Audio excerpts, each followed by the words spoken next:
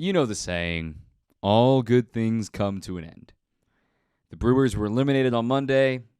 Their season finale ends in a dud on Wednesday. The offseason is here. 10 games over 500, 86 and 76, the final record. The Brew Crew have a lot to figure out this offseason. We're going to try to lay out that blueprint coming up here, and as you may or may not know, as I teased on Monday, this is my last Locked On Brewers. Some more on that a little bit later, but one more time, let's talk about the Brew Crew. You're locked on. You are Locked On Brewers, your daily Milwaukee Brewers podcast, part of the Locked On Podcast Network, your team every day. Good morning. It is the morning after. Don't take it out of context. I'm Dominic Cotroneo. This is Locked On Brewers, your only daily podcast dedicated to the Brew Crew all season long. I am the post-game host on WTMJ for Brewers Extra Innings, and I'm the statistician for Bally Sports Wisconsin. And starting next week for the ALDS, I'll be one of the statisticians and researchers once again for TBS for postseason baseball once again. I am thrilled to be back in that role. Brewers fall yesterday 4-2. What we're going to do in this episode, briefly, just one last recap of this season. You know, what went right, what went wrong, what was weird, what was great, what was sad. Just some good memories as well. Then we're going to talk about the offseason, because this is going to be a very important offseason for the front office for the Brewers. And then finally, I'm just going to wrap things up. It's going to be not going to be a very long episode today. Full disclosure, I just finished 2.5 hours on WTMJ, so if you listened to that yesterday, I'm going to be repeating myself here. But one of the things that I do want to talk about at the very end is why I'm leaving Locked On Brewers. It's all positive, so don't worry. Totally my call, but more on that later on in the show. Brewers fall 4-2. It's another blown save. Are you surprised? I mean, they get a late, garbage time, or up against it, I should say, a home run by Rowdy Tellez to bail them out, it looked like, once again. Their only run in the game previous to that was without a hit. It was an RBI ground out. And then a home run bails them out late, but then the bullpen blows it. So you're used to seeing that. The Brewers have the most blown saves in the second half in baseball, 16 of them now. And we're all going to point to the Josh Hader trade. We're all going to point to what went back. I'm going to go all the way back, very beginning of the season, where, Brewers didn't get off on a great foot. They lost the first two games against the Cubs. Burns and Woodruff were very odd. Then they had the rain out. Then they got back on track with Freddie Peralta on Sunday, thanks to Mike Brasso. And looking at that game, looking at that box score on that Sunday for the first Brewers win of the season, know what it featured? Reliance on the home run. A really good start for the most part by Freddie Peralta, aside from a Seiya Suzuki home run. And a late home run bailing them out from another blown save from the pitching staff, but then the lockdown closers of Williams and Hader got it done. The blown save was to Jake Cousins. And it's like, man, it's kind of eerie that the first win of the year is exactly how the entire second half was going to go for the Brewers, but in the opposite direction, when they don't get it done, when they don't have that slam dunk, this game is over, ninth inning with Josh Hader. Looking back to the first month and a half, I'm just trying to put my finger on, as I went through the numbers, I went through the game articles of just, why did this team start so great in the first 50 games? 32 wins in their first 50 games. They played good opponents, too. They played the Cardinals a couple of times. The Central was still kind of figuring itself out, what the Cubs were going to be. The Pirates were terrible at the start of the season. The Reds had the worst franchise start ever. But the Cardinals were interesting. Then you look at the rest of the trips for the Brewers. They had that trip where they had 3 consecutive 3-city road trips, and it seemed like they just started to run out of gas at the last one of those. And you look to Memorial Day weekend is when the season really turned. And I looked to the week right before that.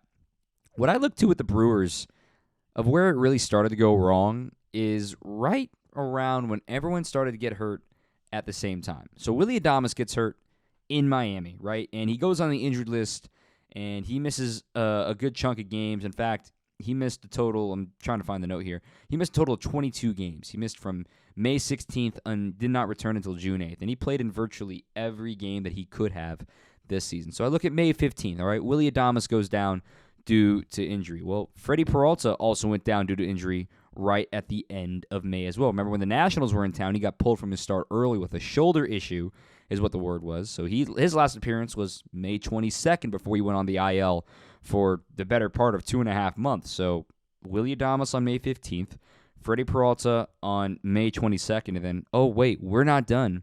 Brandon Woodruff also gets injured. Initially, it was the ankle, and then it becomes the Raynaud syndrome, and that was on May 27th. So listen to this roll of the punches, right? Willie on May 15th.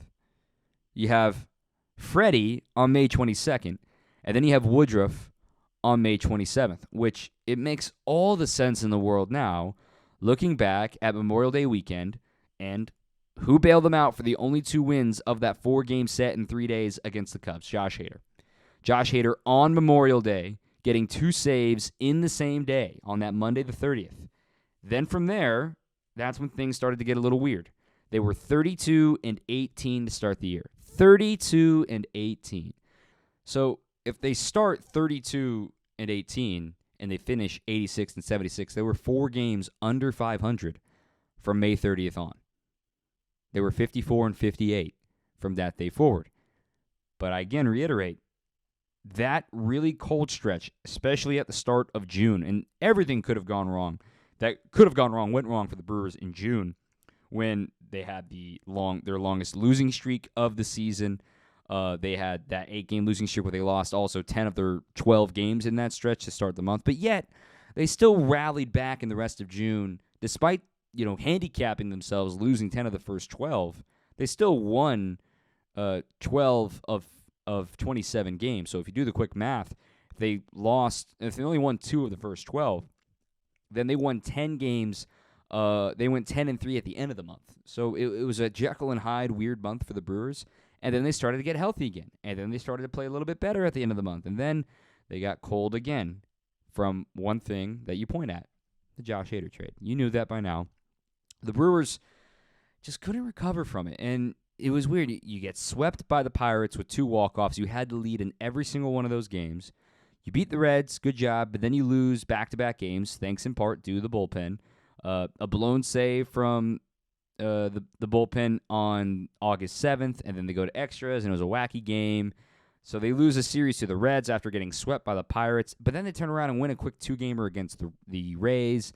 And then they felt like their season was on the line. They were going to St. Louis. They were still in it on August 12th. Going to St. Louis, they were only a game back with a 3-game series going against the Cardinals. It was going to be the only odd-numbered series of the season, and every game was super tight. This was the Albert Pujols home run off of Taylor Rogers' game on Sunday to clinch that series for the Cardinals.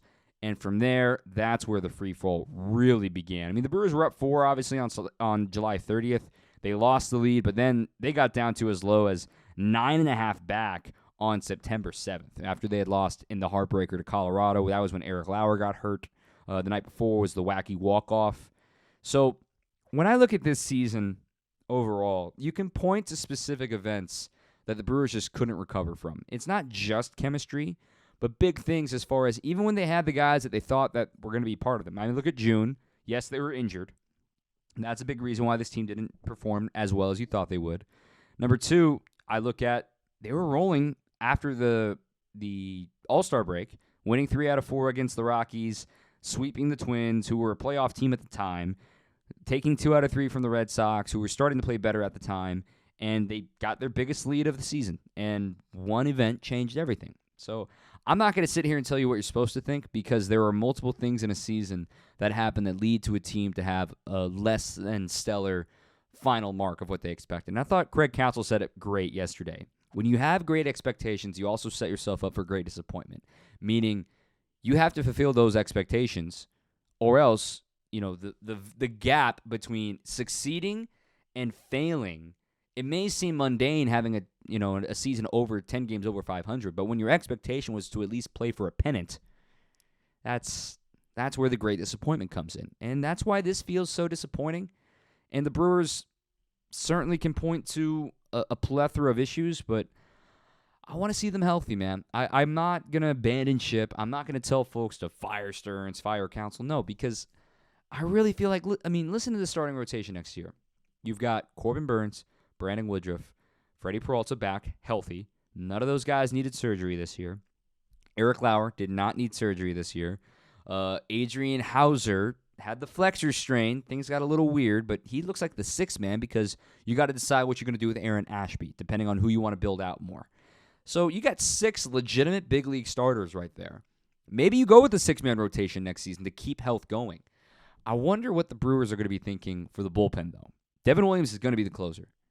There's not a doubt in my mind, but we're going to talk more about this coming up in the next segment, but bullpen is low-key one of their bigger needs. There are some really exciting pieces that I really think are underrated for the Brewers. We're going to talk about them more here in just a second. Before we do that, I'll tell you about our friends at BetOnline, the #1 source for all your football betting this season. You can find all the latest player developments, matchups, podcast news, in-depth articles, and analysis on every single game you can find. See, I'm a bad football fan now that, I've been so locked in on baseball. I don't even know who's playing tonight for Thursday Night Football. But you can go to BetOnline and find out. I should have done that before I did this ad read. Nonetheless, it's the fastest and easiest way to check in on all your favorite games and events. Not only NFL, they've got MLB, MMA, boxing, and golf. Head to betonline.net or use your mobile device to learn more. BetOnline, where the game starts. What are the plans for the offseason? What are the priorities? What are the realistic priorities, and what are the pipe dream priorities? Let's start with a realistic priority. Figure out what you're doing at third base. Jace Peterson's due to be a free agent. You got to, get him healthy, obviously, because he's been playing the whole last 2 months with a hurt left elbow. You also got to figure out, is Luis Urias your third baseman, or are you going to platoon him at second base? Third base is a massive question mark because the free agent market is not pretty for third base. You would have to make a trade if you wanted to acquire somebody that you were excited about. And for the Brewers, they would have to separate themselves from one of their talented outfielders, but it may be worthy cost to get some more production out of third base. The Brewers, when you look at FanGraphs and some of the numbers that they put up as a team at third base, it's toward the bottom in baseball. As a team for production out of third base in the National League, listen to this. There's some really good third basemen, obviously, in the National League. By WAR on FanGraphs, and WAR's not perfect, the Brewers actually had a pretty good WAR based on third base alone, thanks to Jace Peterson being toward the top for the Brewers. But yet, when you look at their weighted runs created plus, actual offensive production, okay, WAR can also include defense. It can also include just getting on base. When you look at just weighted runs created plus, 100 is level, means league average. Anything above 100 is you're that many points above average. Anything below 100 is you're that many points below average. The Brewers were only a slightly above average production at third base. They were 6th in the National League, a 108 weighted runs created plus at third base. The Cardinals and the Braves led the way, no surprise, 151 and 142 respectively. Manny Machado with the Padres was third, 137. The Giants were ahead of you at third base. So were the Dodgers, which is no surprise with Justin Turner. But you also had the Mets behind you. You had the Phillies behind you with Alec Boehm. You had the Reds behind you. And then it goes down to the guys below 100, like the Diamondbacks, the Rockies, the Cubs, the Pirates. The point is, the Brewers do not have much power coming out of third base. And I know Urias had 20 homers in 2021. He did not have that this season. When you look at ISO power, it just isolates how much of your power are you generating from that position, just taking in your extra base hits into account. The Brewers are 10th in the National League in power production from third base, and that's a power hitting position. That's one of my priorities for the Brewers this year. My next realistic priority for the Brewers next year, catcher. This is going to be really, really hard to figure out. Is Mario Feliciano ready to take the reins? Are you ready to groom a young catcher to have him take over for Omar Narvaez and Victor Caratini? Now, Victor Caratini is going to be back. Omar Narvaez is a free agent. He's probably going to go get paid. This is the last year of arbitration for Victor Caratini coming up this year. He'll be he just turned 29 a month ago, so he'll be entering what's technically his age 29 season. You got to figure out, are you going to extend Victor Caratini? You're going to keep him around. His offensive production was very, very poor in the second half. He ran out of gas, as we've talked about plenty of times. In the second half this year, Caratini hit 159 with a 255 slugging. I know catchers run out of gas and everything, but for a guy that has always been prideful in how well he can hit, he doesn't hit for power, but he can generally get on base a little bit more than he did this year, only a 300 on base percentage. So do you really think a rookie can produce that kind of slash line this season? in 2023, or do you go out to the trade market? Do you go out and get a guy like a Sean Murphy from the tanking Oakland A's? Do you go out and get an experienced catcher? Do you go out and get somebody that maybe is blocked on their current team that you feel really excited about? So the Brewers have to figure out the catching position as well. I'm not going to put second base on this list just because I think it's pretty obvious. I think Bryce Terang is going to be your starting second baseman. It fits. He needs to be on the 40-man this offseason anyway. So might as well make him the second baseman, and you've got Urias as a safety net, and that's why third base is so important to figure out, because if Urias has to play second base, if it doesn't work out with Terang, at least in the first month or two, who's going to play third base? You see what I'm getting at here? That's why third base is my number one priority, because it impacts so many other positions of what the Brewers are able to do. My last realistic need for the Brewers, where is the offense going to come from? And what kind of style are you trying to figure out you are? I don't think the Brewers were expecting to nearly have three guys hit 30 home runs this season. Hunter Renfroe was one homer shy of hitting 30 bombs. And remember, he missed about a month because of his injuries. I don't think the Brewers were banking on that. They would have been only the second team to have three guys hit 30 bombs this season. That's pretty rare. The Yankees were the only other team that did it. Are the Brewers going to take a step back in the power department for more bat-to-ball, fewer strikeouts, get on base, steal bags, speed demon type team? Because that's what you got coming up in AAA. Ruiz, Frelick, Mitchell, even Weimer, they all can run wild. And Christian Yelich came one stolen base shy of 20 this season. I'm not calling Rowdy Tellez a speed demon, but hey, he's even got a stolen base. The Brewers are going to be a very different looking team speed-wise next season. And they got to figure out, what is their identity going to be? Are they going to continue to try to hit home runs? Or are they going to be a team that is kind of like the DBacks, pesky, put the bat on the ball, run balls out, put pressure on the defense? I would love to see that personally. I think that could really be a sustainable way of success. They need to figure out, though, are they going to continue to be speed demons? Or, I beg your pardon, are they going to continue to be home run hitters, home run derby teams that live and die on that is second highest percentage of runs scored via home run? Or are they going to try to go with the more old-school approach? Are they going to go batting average? Are they going to go bat-to-ball? Are they going to go stolen bases, bunts, things of that nature? So that's another realistic blueprint of what you need to figure out this offseason. Now I want to give three pipe dream ones, three wacky ones. The Brewers, and I don't think this is really that wacky, quite frankly. It, quite frankly, should be an expectation. The Brewers extend either Brandon Woodruff or Corbin Burns this offseason.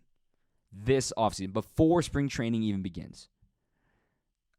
It's now or never, because it sends a message to the rest of the league that you are ready to compete right now, and you're going to expand this window a little bit longer by extending one of those guys. Corbin Burns is now the NL leader in strikeouts. His price just went up. Luis Castillo is the same age as Brandon Woodruff. Brandon Woodruff's going to ask for pretty near the same money as Luis Castillo. The length and the years remains to be seen. But you need, no hyperbole, to keep one of these guys. The reason why it's still a pipe dream thing is because there really isn't urgency. They're heading into their second year of arbitration, which means they have 2 more years of team control, both of them, Burns and Woodruff. So the Brewers may not be exactly rushing to the bit to get an extension on them, get as much data as they can before they figure out how much they want to offer.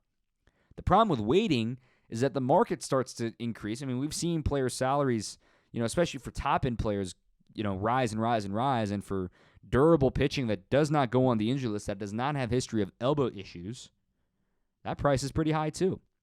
Will there be clauses? Will there be the escalators? This is why you sign Ashby and Peralta to team-friendly deals, not just to sign Christian Yelich, but to have the payroll flexibility to do something with Woodruff and or Burns. So that's my number one pipe dream of get it done this offseason. Don't make them wait. Let's get it done this offseason. My second pipe dream idea is you make a trade for an elite 8th inning or 9th inning type guy that can be your setup man. I believe Devin Williams should be the closer, but if the Brewers think otherwise and they want to put him back in the 8th inning and they want to go get a closer, I know the irony of you're trying to replace closer when you just traded Josh Hader. I get that. But maybe there's someone out there that the Brewers are going to make a big splash with, maybe with 1 or 2 years of team control, go all in for these 2 years with that reliever in your 8th spot, because they got a lot of question marks in that bullpen. Aside from Williams, Bush will be back, Suter will be back, Strzelecki will be back, Perdomo will be back, Cousins. But who's getting leverage? Is Cousins getting leverage? Is Bush getting leverage? Are you going to bring back Gott? Are you going to bring back Boxberger? They're both free agents to be. Those are big questions. So that's why I think another pipe dream idea is go out and get somebody. Go out and get an elite reliever that can be in the 8th inning. And then finally, my last pipe dream idea for the Brewers, what if you get another starter? What if you go crazy? What if you just go all in on pitching? What if, I'm just speaking out loud here, what if you go get a Zach Greinke? I don't know if he's going to hang it up or not, but the Royals, I don't know if you saw yesterday, they fired their manager, they fired their pitching coach, they've already fired their general manager this year, Dayton Moore. Wonder what Zach Greinke's going to do. He hasn't been super healthy, though, to be fair, so maybe the price goes down. Zach Greinke just finished up his 19th year in the big leagues. He still made 26 starts this year, though, so I should give him a little more credit for being healthier. He hasn't pitched for the Brewers since 2011 and 2012. He pitched very well, obviously. 28 starts, a 3.83 ERA in 2011. Fun team. 201 strikeouts. He's a guy that can eat innings. And I think he'd be very helpful for the Brewers moving forward. And the best part is he'll be a free agent. The catch is he might be expensive. $13 million last year for the Royals. Hey, the Brewers signed Andrew McCutchen, so maybe they can do it with Zach Greinke. Try to find some old magic for the former Cy Young Award winner and 6-time All-Star. Those are 3 quick thoughts about the blueprint moving forward for the Brew Crew this coming offseason. But again, this is probably the most important offseason for David Stearns since the rebuild, because there are flaws with this offense. There are question marks in the bullpen, and there are question marks defensively. Gaps at DH, gaps against lefties, gaps as far as too much power and not enough finesse, if you will. This is going to be a very important offseason to keep an eye on for the hot stove once the World Series ends and the league year opens, with free agency and trades being able to happen, and then the winter meetings, first week of December. Watch that space. It could be very interesting. Going to take a quick breather and wrap up what is my last Locked On Brewers. Give me a sec. I want to just end this real quick. I don't like talking about myself or, trying to make this about me, but I just want to tell a quick story. When I moved to Milwaukee last year, I didn't know anybody aside from Brian Anderson and Jeff Levering. Those are the only guys I knew. And even Lane Grindle, actually, I should say.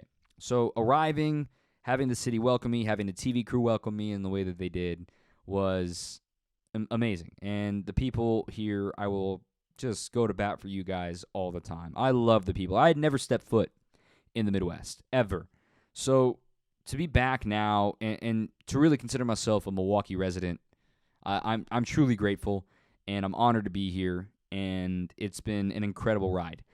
The story goes that during the offseason, Vinny Rottino accepted a role to be the new Locked On Brewers host, and Brian Anderson and I went and helped him set up his studio. You may have seen the photo on social media. And we helped him set up a backdrop in a studio, got the colored lights out and the old jerseys, hung all those up, taught him how to use the equipment. But a couple of weeks in, he's like, dude, I don't know what I'm doing, the social media stuff, the editing stuff. You may have listened, and we're working on the energy. It was a work in progress, but he was so passionate about the project, and he asked for my help. I said, absolutely, Vin. I'd love to do it, and let me know what you need. And always with the intent of trying to get him better, right? And then, he's moved jobs a couple of times. Now he's with PBR, and now he's got his role at Bally Sports Wisconsin. And quite frankly, he was kind of like ready to hand it off to me, and I wasn't ready to do that. But he said, will you do it in March, right when the lockout ended? And I said, okay, I guess so. And I've done pretty much every single one of them ever since. I'm proud to have hit the minimum guarantees every single month, despite all of my work. I've told the story of how much I work, but that's neither here nor there. That's not a big deal. But for the Brewers fans to embrace me the way you guys have, it's been incredible. I can't believe how friendly you've been to me, how quickly you trusted me with covering your favorite team. I am still technically an outsider, but I try to keep a positive attitude. I try to keep a patient attitude because it's hard. Look, man, you can get hot takes, a dime a dozen these days. You can get people talking out of their you-know-whats on podcasts like this one, where maybe they're not credentialed. Maybe they've never been in a big league clubhouse. Maybe they've never actually talked to player personnel, coaches, things of that nature, but can sit in a makeshift studio and say whatever they want with no recollection because the fans like the hot takes. I have always tried to give you quality audio, trying to give you genuine takes, in reasonable takes. Like, there's time and places for criticism, there's time and places to praise, and there's time and places to just tell you what happened. And I've always been in the thinking of lay out the facts, here's what happened, try to give reasoning why, here's what they said, sort of thing. Like, I think a great example is the Josh Hader episode. If you haven't listened to it, I put together audio of what everybody said. David Stearns, Mark Atanasio, Josh Hader, Christian Yelich, Craig Counsell. I just put audio together of who said what, and I'm very proud of that. So scroll back to August. You can find that episode of who said what. That's the kind of stuff that excites me, and I really like doing that. And just, I encourage fans to just rise above the BS, for lack of a better term, right? There's a lot of people that just want to sell you clicks, want to sell you hot takes, want to sell you on just, you're allowed to be a fan. Absolutely. Be a fan, be passionate. Tell me who should be fired. I get that. I'm still going to be doing WTMJ. I'm not going too far, guys. But I'm going to always hit you with reasoning. I'm going to thank you for your takes, but I'm going to hit you with my reasoning on why I may agree or disagree with you. And that's the beauty of the media-fan relationship, because we can have this interaction if we keep it cordial, if we keep it professional, because I think that's what allows me to have a job. You listening to this and having opinions and having thoughts about your favorite team are the reason why I'm able to sit here and talk about the team. And don't lose sight of that. Don't let people put themselves on a pedestal, especially in media, and say that they're righteous and they know everything and that you need to listen to them like it's gospel. I've made mistakes. I sometimes am too critical. Sometimes I'm not critical enough. Sometimes I just try to dance around the issue, try to play out the facts. There's other times that it's like, look, man, I have such a different upbringing in the sport growing up in baseball. I have different expectations than fans sometimes, and I lose touch with that. I need to be better about that. But don't let anybody talk down to you. Don't make other people make you feel stupid for being a baseball fan. I always try to educate and not lecture, if that makes sense, right? I don't want to just sit here and be on a filibuster about why the game's changed or why analytics are good or why analytics are bad. I just want to explain why maybe they like it or why there are downfalls and things of that nature. So I hope that has come across over these last 6 months of doing Locked On Brewers. So I want to say thank you to Brian Anderson. He's been a mentor of mine for years, and to be now working with him for the Brewers, and he's been my number one cheerleader in this market, and I can't thank him enough. And then the 1A cheerleader has been Jeff Levering as well.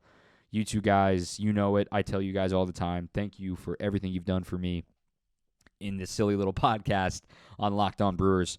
I want to thank every single guest that has ever come on this show, every single mailbag question you've ever sent in, every single click, follow, like, interaction, hate tweet, block, whatever, on Locked On Brewers Twitter or on my Twitter.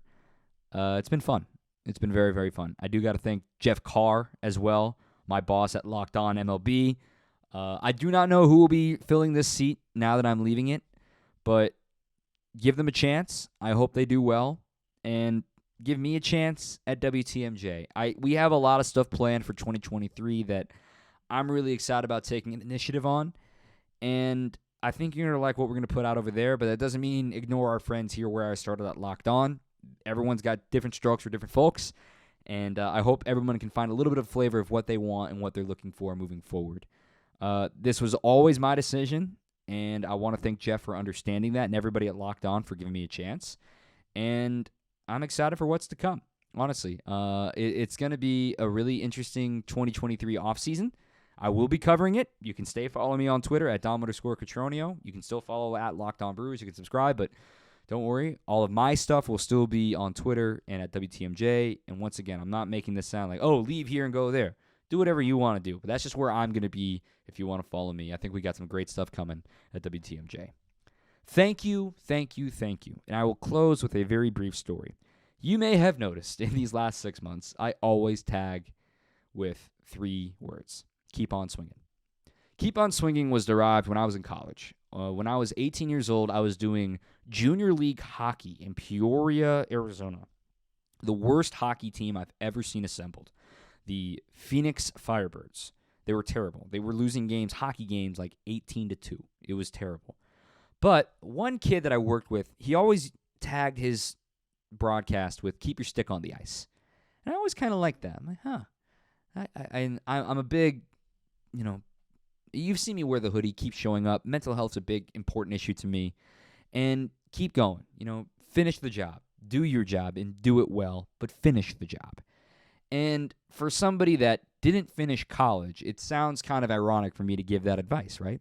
And to say, keep on swinging. Well, I say keep on swinging because I've kind of rolled with the punches these last 2 years. Keep on swinging came off of that keep your stick on the ice, and also, quite frankly, Dory from Finding Nemo. Keep on swimming, right? Keep on swimming. I switched it to the baseball keep on swinging because that's all you can do. Just keep on swinging. If you go down swinging, you did your job. You did your job and you finished the job, but you failed that job, but at least you finished the job. What I want to do is just keep on swinging, right? We'll see what happens next. For those who don't know my story, we can fill it another day, but basically I was in the minor leagues for 4 years. I got laid off unexpectedly, ended up in Milwaukee. It's the best thing that ever could have happened to me. We kept on swinging, and here we are now talking to you today. So live your life, keep on swinging. That's how I try to do it, and thank you, honestly. I rambled way longer than I thought I was going to here in this final segment, but thank you to everybody who's ever clicked on any of my content. I hope you've enjoyed it, and I hope you learned something along the way, and I hope you had fun. Because baseball is fun, it is a game, and I am so blessed and so lucky to talk about it for a living. And hopefully one day it'll be on a microphone live as a play-by-play announcer. But in the meantime, we're going to be patient and enjoy the ride, and we're going to keep on swinging. So thank you to everybody. Again, I've said a lot of thank yous, so that's a good sign to wrap things up. I am Dominic Cotroneo, the really Italian-sounding name that's also half Mexican. So viaje con Dios, buena suerte, have a great winter, and I'll see you on the radio, I guess, to borrow a line from Charles Osgood. But one more time, until we meet again, keep on swinging.